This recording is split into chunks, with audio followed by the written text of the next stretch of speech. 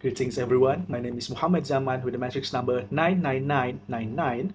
Today I will be presenting my FYP1 titled Student Perceptions of Translanguaging During Self-Directed Learning, a survey of Universiti Malaysia Sarawak students. Moving on to Chapter 1, the introductions. What is translanguaging? Translanguaging refers to the deployment of a speaker's full linguistic repertoire without regard for socially and politically defined boundaries. In Malaysia, a country with 130 languages, majority of its citizens are either bilinguals or multilinguals, as the education system prioritizes learning Malay and the English language. Next, moving on to the problem statement. Of course, translanguaging is a pervasive and natural practice among multilingual speakers.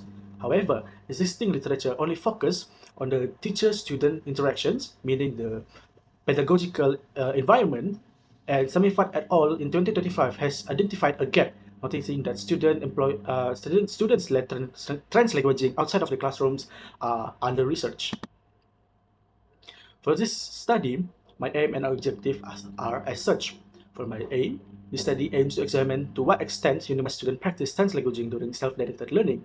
And for my objective, there are two, for which the first one is to identify when and how students practice translanguaging during STL, and the second one to determine their perceived reason for translanguaging during self-directed learning. Moving on to the operational definitions. The first term, translanguaging, refers to the practice of students using their full linguistic knowledge, their linguistic experience, including Malay and other languages, when studying independently. Moving on to the second term, self-directed learning refers to the academic activities that university student engages in independently outside formal classrooms. And lastly, the last term being perceived reasons. It refers to the self-reported explanations that university students provide for why they choose to use or not use translanguaging during self-directed learning. For the significance of the study, there is a theoretical significance and of course the practical significance. For the theoretical significance, the study addresses a clearly defined gap, that is the students' SDL translanguaging practice. And for the practical significance, there are four here, each for students, educators, curriculum designers, and policymakers. For students, this research should validate their natural language practice. For educators, this should provide empirical evidence to support translanguaging as a learning strategy, that is the pedagogical environment.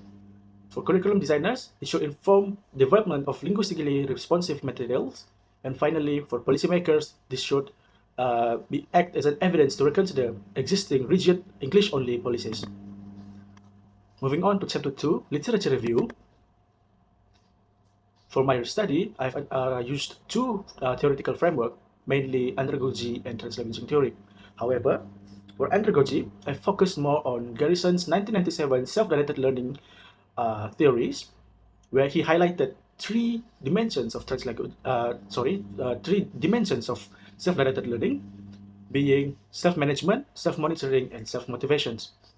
As for translanguaging theory, I focus more on Lewis' theory of translanguaging space, where translanguaging creates a social space where language users integrate different dimensions of their personal history, experience, and environment.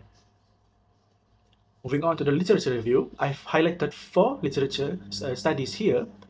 The first one by Razak and Khan. The second one by Vergara and Sumayo. The third one by Siegel.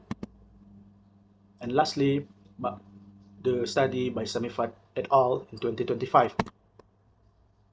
As a synthesis, all of their studies has identified a positive attitudes of students toward the practice of translanguaging, and they've also identified that during SDL activities, it also involves the translanguaging, where students use their linguistic repertoire for note-taking, reading comprehensions, and academic writing.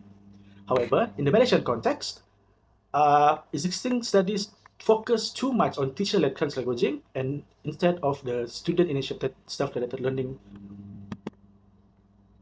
And next, moving on to Chapter 3, the methodology. For this research, I have used the quantitative approach in order to explain phenomena and collect numerical data using survey research. And of course, for these studies, it is only cross-sectionals where data are only collected at one specific point in time. For samples and sizes, the population is of course UNIMAS undergraduate students. However, the study will only include 100 to 120 respondents, and they will act as the representative of the populations. The respondents will be chosen through purposive sampling, where of course inclusion criteria such as they need to be currently enrolled as an undergraduate in UNIMAS. They are a first year until last year second students, and finally they must be bilingual or multilingual. As for instruments, I have three sections: Section A, Section B, and Section C. Section A covers the demographic informations. Section B covers items adapted from Razak and Han, covering my first objective. And finally, Section C, items adapted from Vergara and Sumayo from 2025, covering my second objective. These are samples of my first objective, covering the when and how students translanguage during SDL. And these are items from adapted from Vergara and Sumayo, covering my second objective on why student translanguaging. Why student translanguage during SDL? These items are changes are made on this item in order for them to better fit my research objective. For data collection, data are collected through Google Forms, and links will be shared to the students group, student social media groups. Before answering the questionnaire, student will be asked for their informed consent, and they will be informed of the study purpose, voluntary nature, and data handling. It will take around approximately 10 to 15 minutes to complete this questionnaire, and the Google Form link will be closed down after obtaining 100 to 120 participants.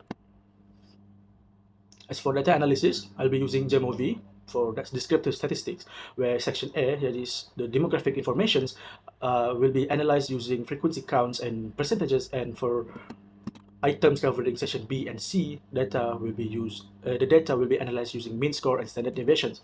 For data interpretations, I'll be using the framework by Moody et al. 2019, where a mean score above 3.5 is considered positive, however, and data showing below 2.5 is considered as negative. Moving on to the limitations and delimitations. For limitations, for this study, data is only quantitative, meaning I am unable to go deeper on reason why they're translanguaging. It is cross-sectional only, meaning data is only collected in one point in time, and there exists and familiarity with translanguaging, especially for students outside of the Faculty of Education, Language and Communications, where the term translanguaging might be unfamiliar to them.